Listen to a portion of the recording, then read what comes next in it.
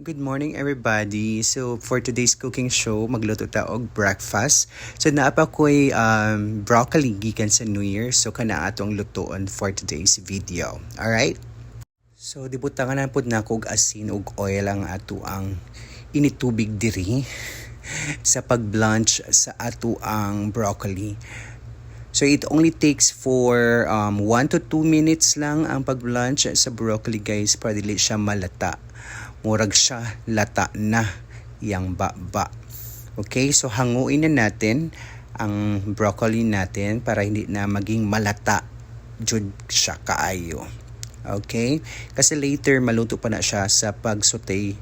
So di apil na pud ay nako ang pagluto sa kuang string beans diri kay napaday ko'y sobra. So sayang pud din nato maluto no.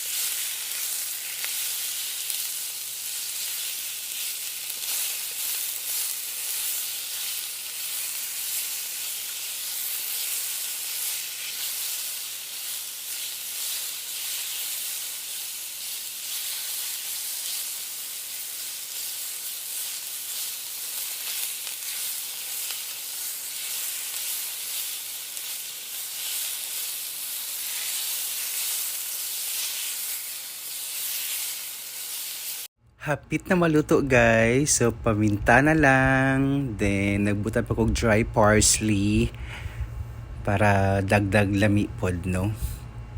Ay sarap kaayo guys. Murag siya lami kaayo. Kailan kaya ako makakatikim ulit na mas masarap pa sa ganito? Ay, Kuya Juan.